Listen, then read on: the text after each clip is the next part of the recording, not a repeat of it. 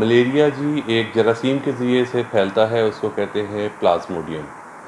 Plasmodium एक बीमार बंदे से सेहतमंद बंदे की तरफ एक कैरियर के ज़रिए या डाकिए के ज़रिए पहुंचता है, उसको कहते हैं मच्छर। और मच्छर की भी ख़ास नस्ल जो कि नोफ्लीस कहलाती है, और उसकी भी सिर्फ फ़ीमेल जेंडर, यानी दूसरे लफ्ज़ों में एक जरासीम है जो एक बीमार बंदे से सेहतमंद बंदे को जाके मुतासिर करता है, और उसका ज़रिया बनता है एक मच्छर, और उसकी भी सिर्फ फ़ीमेल जेंडर नोफ्लीस मॉस्किटो।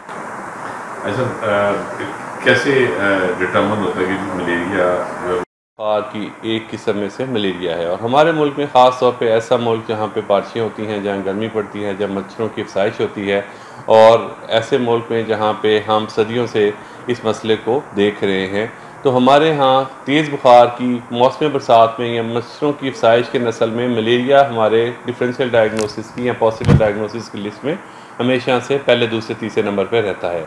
उसमें तेज़ बुखार, सर में दर्द, जिस्म में दर्द, पतली उल्टी की कैफियत, बाज़ सूरतों में पेट में दर्द के अलावा आँखों का कलर का पीला होना, और बाज़ सूरतों में यरकान, और के अलावा मरीज़ को ब्लड यूरिन में अपीयर हो रहा होता है। अच्छा, तशखीस कैसे होगी कि ये मलेरिया का बस है? क्योंकि ये भी तो बड़ा बहुत सारी और बीमारियों में जो पाल होता है जी।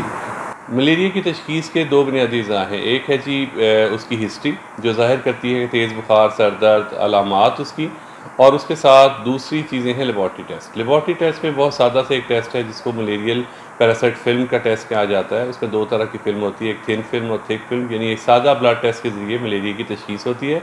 लेकिन मेन स्टे ऑफ ट्रीटमेंट जिसको हम कहते हैं वो क्लिनिकल एग्जामिनेशन और हिस्ट्री पे ही हम मलेरिया को डायग्नोज कर रहे होते हैं।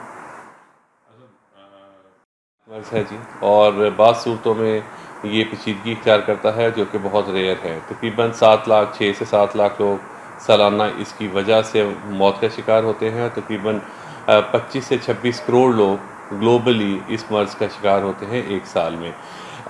मलेरिया की अद्वियात वाफर मकदार में हमारे रीजन में और हर मुल्क में अवेलेबल हैं, और सादा सी दवाइयाँ टैबलेट्स की सूरत में हैं, और उन पर कुछ इंजेक्शंस भी हैं, और आम तौर पर मरीज़ इसके साथ बहुत अच्छी तरह से सेहतयाब हो जाता है।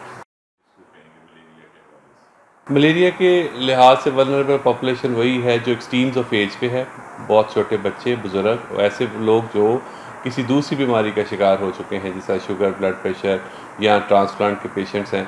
इसके अलावा वो लोग जो मच्छरों से ज़्यादा एक्सपोज्ड हैं, क्योंकि इसके फैलाव की बड़ी वजह मच्छरों के काटने से ये एक से दूसरे को फैलता है।